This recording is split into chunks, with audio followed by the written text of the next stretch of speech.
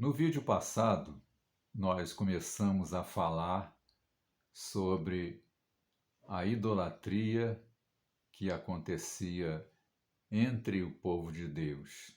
E por causa dessa idolatria, então, eles foram levados para o cativeiro. Primeiro, o reino do norte de Israel, que foi levado para o cativeiro pelos assírios, e alguns anos depois, o reino do sul, o reino de Judá, que Ezequiel, mais especificamente, fazia parte do reino de Judá, então foi levado cativo para a Babilônia, e Ezequiel então foi chamado para ser profeta, estando já entre os do cativeiro ali na Babilônia. E falando um pouco mais sobre esse assunto, eu vou ler um pequeno trecho da palavra, ainda no capítulo 8 do livro de Ezequiel. Versículos 7, 8 e 9 diz assim: E levou-me à porta do átrio, então olhei, e eis que havia um buraco na parede. E disse-me: Filho do homem, cava agora naquela parede. E cavei na parede, e eis que havia uma porta. Então me disse: Entra e vê as malignas abominações que eles fazem aqui. Amém. Então, essa é a ocasião em que Ezequiel teve ali a segunda visão. A primeira era da estátua que provocava ciúmes, e aqui já era a segunda visão, né? Então, são 4 situações que Deus fez que Ezequiel visse ali no templo do Senhor. A primeira delas, nós já vimos que se trata da estátua que provocava ciúmes, que estava junto à porta para quem chegava pelo lado norte para adorar.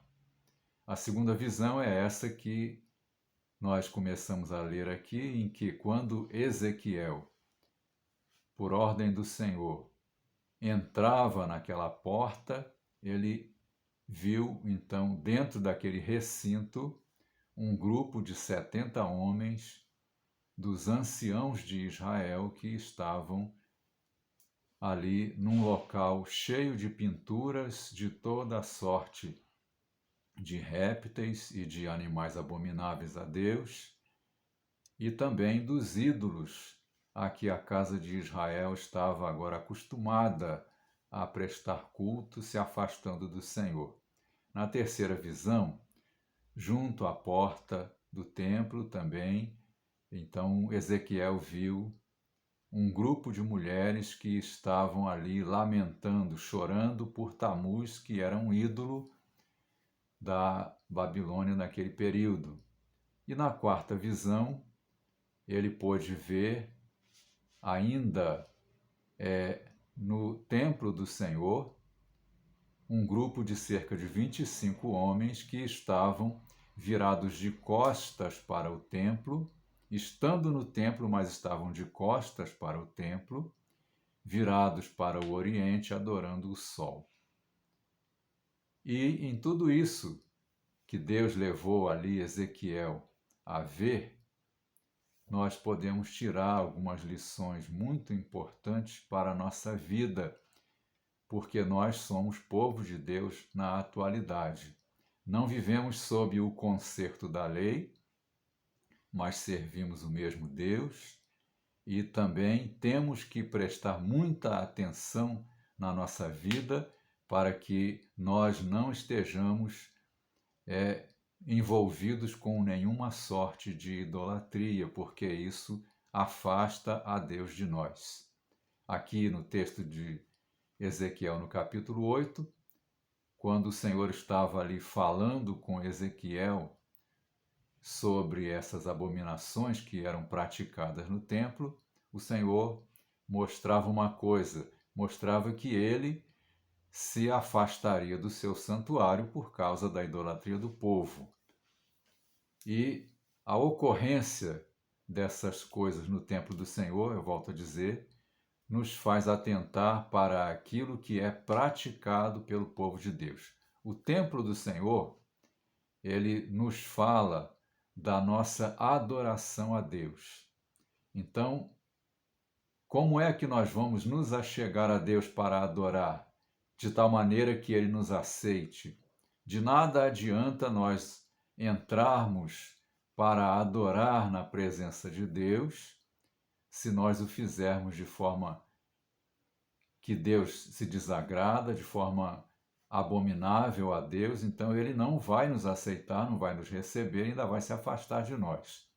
E depois, o que a gente vê aqui nessa série de visões de Ezequiel, a gente vê que Deus então envia o castigo, e o capítulo 9 é exatamente a manifestação do castigo de Deus para aqueles que estavam ali em prática de idolatria. E ninguém pense que porque nós estamos na igreja do Senhor e nós vivemos o tempo da graça, que nós deixaríamos de ser castigados por Deus se nós formos idólatras. De forma nenhuma. Muito pelo contrário, nós que temos toda a palavra do Senhor manifestada a nós, o Velho Testamento e o Novo, nós temos uma responsabilidade muito grande, porque temos todos os exemplos do passado para que nós não estejamos caindo nessa situação e não estejamos magoando o Espírito Santo de Deus e assim afastando a presença de Deus de nós. Misericórdia. Nós precisamos que Deus que Deus se agrade da nossa adoração. Então vamos atentar para isso. O que seria tudo isso, né? Todas essas visões de Ezequiel foram no templo. Então dizem respeito à forma como nós entramos na presença do Senhor para adorar. E aqui a gente vê uma coisa particularmente interessante, que é aqueles anciãos todos ali na visão de Ezequiel, que estavam dentro daquele recinto cheio de pinturas abomináveis a Deus. Então, nos falando sobre as idolatrias do coração, sobre aquilo que está escondido, que as pessoas fora não podem ver, mas Deus vê tudo, e aquilo que é abominável a Deus, é claro, Ele não vai aceitar. Nos falando também de uma liderança contaminada, com muitas coisas que, embora a liderança saiba que não são agradáveis a Deus, mas estão praticando e estão escondendo isso.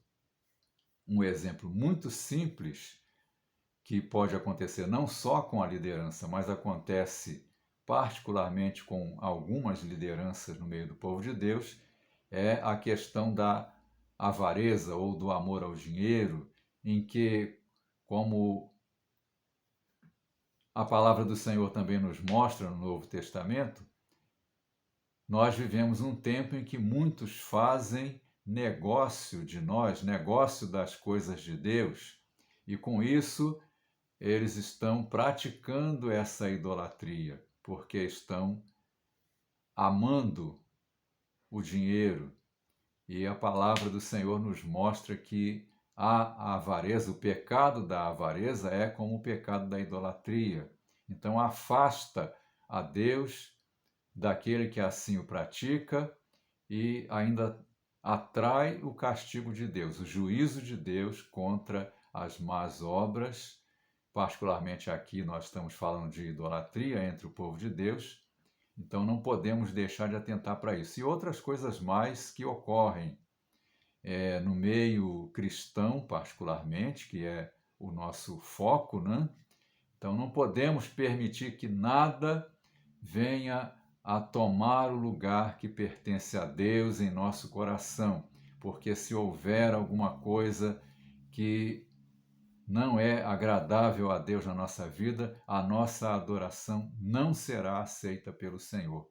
Então devemos prestar muita atenção nisso, para que a nossa vida seja agradável a Deus, para que quando cantarmos louvores ao Senhor, o Senhor se alegre com o nosso louvor e seja atraído pela nossa adoração.